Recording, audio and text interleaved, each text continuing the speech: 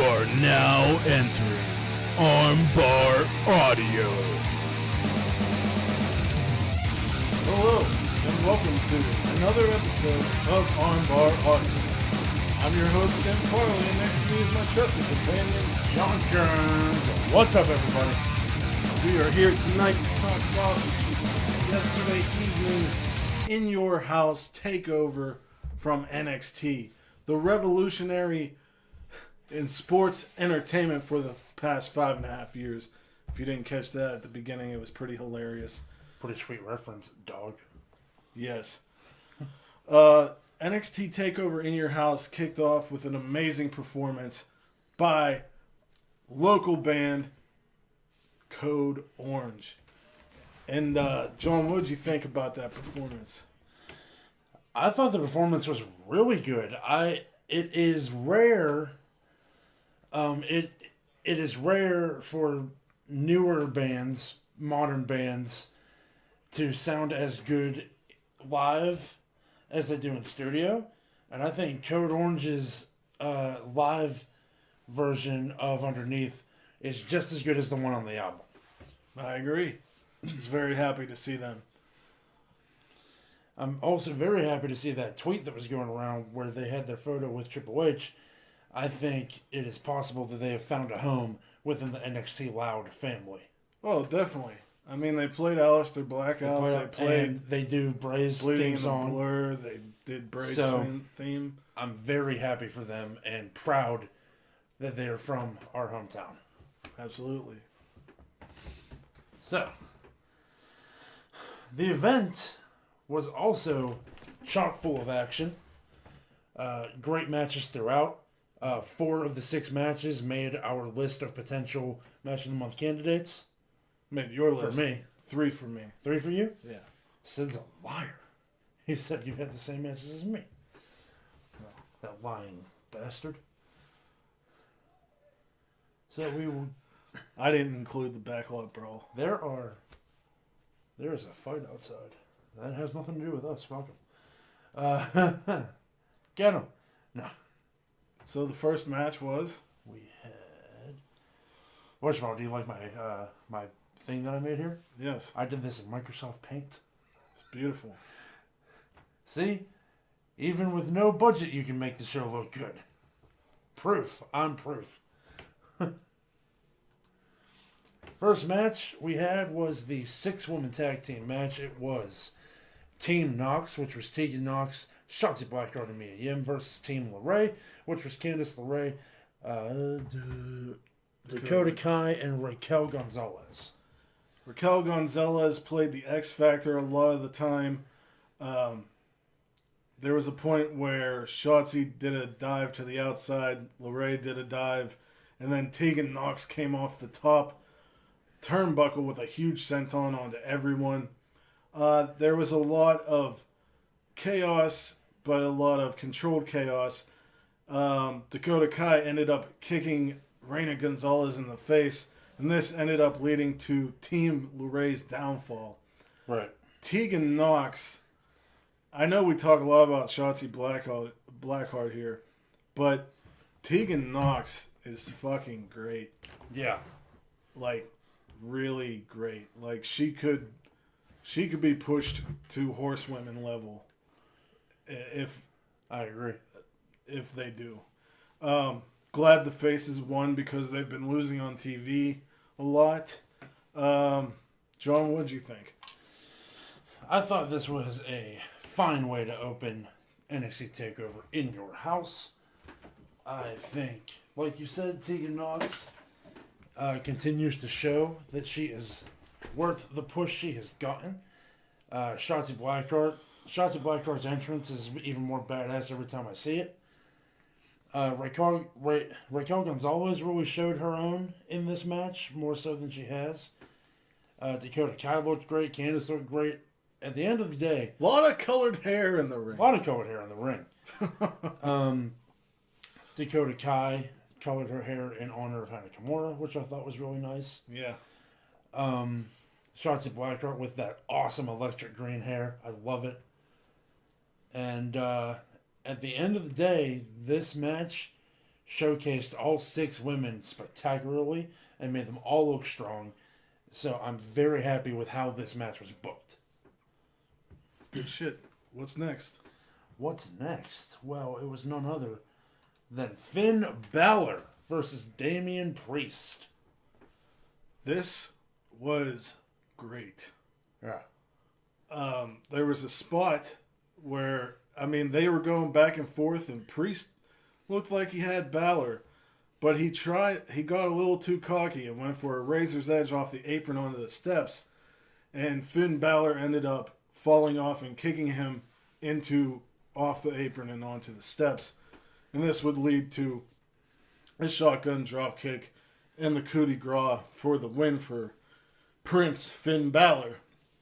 But this was really a good showcase of Damian Priest. And Triple H even said after the show that it was a showcase of Damian Priest and how he was proud of him. I thought Damian Priest's pants were like Shawn Michaels circa 96. It was all the commercials. I can see that. With all the commercials and Todd Pettengill in there. It was kind of funny, and I was like, did he wear these pants on purpose? I don't know. Speaking of commercials, I was in love with all those WWE ice cream commercials. The one where Shotzi Blackheart stuffed the whole sandwich in her mouth. And the Ico Pro with Adam Cole. Ico Pro with Adam Cole. The other ice cream that had Bronson Reed where he was like this. The theme of the show was done very, very well. I loved everything about it. So what did you think about this match, though? The match was intense. Just as intense as I thought it would be. Sometimes even more so. I loved that spot where Damian Priest carried Finn Balor and jumped off the steps and slammed him into the apron. Yeah. I loved that spot. I loved Priest wearing special gear for the event. I feel like not many people are doing that these days. Probably mostly due to the lack of crowds. So it's nice to see Damian doing it despite that. There is one critique. There was a point where Damian Priest hit 2 spinning roundhouse kicks to Finn Balor. Yeah. One of those should have put Balor on the ground. 2, seeing a man that size basically dance twice was kind of awkward looking to me. I know he has agility, and I love that about him. But isn't that something that we love about Luchasaurus? Yeah, but he did it twice in a row. So it was kind of awkward looking to me. I didn't notice that. Yeah. But, I'll fully admit I was kind of half paying attention to this match. I was tweeting at the time as well. So the match made the list. It was fantastic. Yes. But I was reserving full attention for the title matches and all that, It's how I watch wrestling. I'm not ashamed. I'll never be ashamed of it. All right. So there. Next match? Yeah. Fight me, Tim. It was Keith Lee, bask in his glory, defending the NXT North American title against All Heart, No Soul, Johnny Gargano. Or is it All Soul, No Heart? What's his thing now? All Heart, No Soul. Okay. It's hard to keep up with. And to your point about making special gear, both of these guys came out in special gear. Yeah. Black Lives Matter on the trunks and on the back of the jacket for Keith Lee, which I was very happy about. And Johnny Gargano came out as Kylo Ren and the Mandalorian kind of concept thing, which was interesting. I really loved the psychology of this match. I loved how the hand and the eye were 2 specific targets for Johnny Gargano, and it really played the major part in the match. You don't see it much anymore. You don't see the focusing on the body part much anymore. Right. So it was good to see in this. Well, he had to. He was much smaller and less powerful. Yeah, it's almost as if it makes sense. Wow, they did something that made sense. They had psychology. There was a point where Keith Lee pounced Johnny through the plexiglass, but it still doesn't. It's still not as good as the Adam Cole one. Well, no, it's not as good as the Adam Cole one because he got launched to a crowd of people. But going through the plexiglass, I mean, I've never seen that in a hockey game, so that was something to see. That was insane. Keith Lee looked like a monster in this match, and as he should. Johnny Gargano trying to run away and knocking on the door and pounding on the door for somebody to let him in was gold. Yeah. Loved Johnny's gear, loved Keith Lee's gear, and actually was very happy with how they involved Candice and Mia Yim. Yeah, it was pretty cool. Also loved Mia Yim's shirt, which displayed the names of the Central Park Five. Yes. So very, very, I guess woke is the word, but very showing advocacy without pushing it. Saying it. Yeah. Right. I liked that aspect of it. So, end of the day, Keith Lee walks away still your NXT North American champion, which I hope remains that way for a very long time. Who do you think challenges next? I don't know, but I think I know who's going to go after Cole. I think I do too, and I think we're going to talk about it very soon. If I had to pick somebody for the NXT North American, maybe Kushida. Kushida's a good call. I was thinking maybe... well, they're going to have Dexter Lumis versus Cole on NXT this week. That was on Twitter. Mm-hmm. I'm thinking once that's done, possibly Dexter Lumis going for that title. Maybe Karrion Kross came in recently. He's already kind of, I think his name already puts him a little bit past the North American title. Kross is taking the title off Adam Cole. Definitely. Maybe that's the guy who's going to take it off. Possibly this is either Damian or Finn Balor's next approach. Possibly. But this would be Finn Balor versus Keith Lee would be fucking great. I think out of the two, the one more likely to go after him would be Damian Priest. Damian Priest had his shot. Yeah, he had a shot, but nothing saying he can't get and he just lost to Finn. Boy, that's true.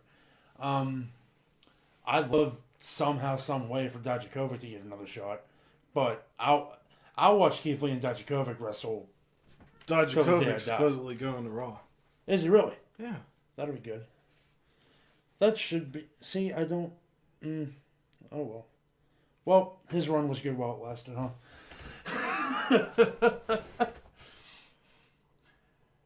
Backlot Brawl, which took place on the Full Sail University's film school set, which I think was really cool. Right off the bat, I love Velveteen Dream's Negan cosplay. Loved the Lamborghini that he rolled up in as well. Loved the Undisputed Era monster truck. My only critique of the monster truck is that they should have wrote Boom on the side. So, as for the match, what do you think? I thought it was alright. I think it was very, very alright. It's... Velveteen Dream works best when there's crowds. Yeah. I like Dexter Lumis getting Roddy. Everything about that. Fish. Yeah. And driving them away. We need an Amber Alert for Fish and Riley. I like the Uber part. Not Riley. Strong. I like the Uber part. That was funny. I love the referee. Man, you might want to leave. I don't remember much because I didn't really like the cinematic part. Like I thought where they did well with this was where they did well with the Boneyard match and the Firefly Funhouse, the Gargano Ciampa one, and this just didn't hit it for me. Adam Cole comes out on top, so Velveteen Dream can't go after those titles. So As long as Cole holds it. if Dream is staying in NXT, I expect Dream and Loomis to go after the tag titles eventually. That would be a very interesting team. Well, Loomis has Yeah. been on Dream's side the whole time. I'm just saying I'm just saying it would be very interesting. I would love to see the dynamic of how those two would work together. Right. Um Dream says something and Dexter will start I drawing think it. the entrances would be fascinating. So tell me what you liked about this match, John. As for what I liked the physicality. I liked the weapon use. But like you said, this for me, like the Ciampa and Gargano match wasn't as off to me as it was for you. This was the first one of WWE's cinematic matches that really did not hit for me. It wasn't... The physicality isn't what was bad about it. It was just the way it was shot. I watched Smart to Death talk about this match right after it happened. He really didn't like it. And I liked it more than he did, but I share some views that he had where everything that they tried to do in this match was a good idea. It just was very oddly executed. The headlights used for lighting the match, good idea, weirdly executed. Yeah, that really distracted a lot with the camera. I feel.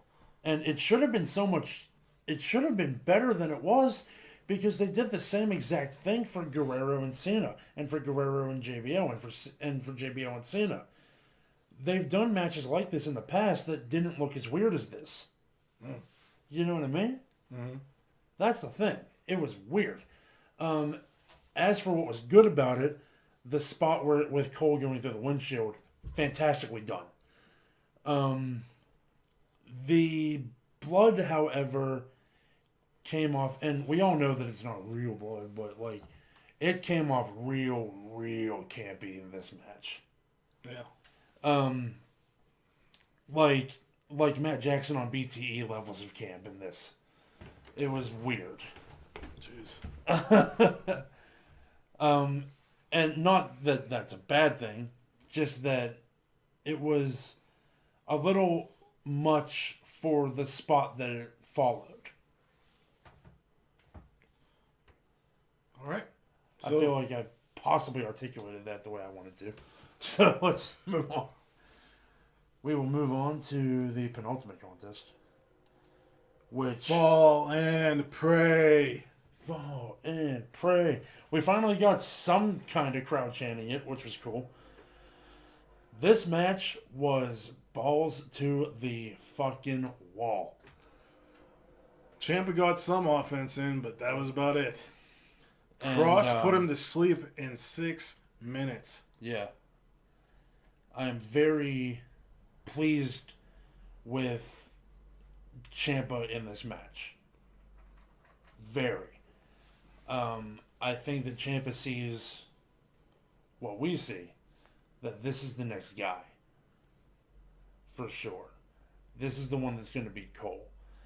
And once he does, Ciampa still wants Goldie back, so I'm looking forward way more to this rematch than the Ciampa Cole rematch. Absolutely. Karrion Kross, they have done great with him. They have Already. It's only been like a month. They haven't changed anything about his indie gimmick or his past gimmicks. They've just added layers, especially that amazing entrance. All they changed was a name. Yeah, and the entrance. And it's rare that that's all they change. So I'm very pleased.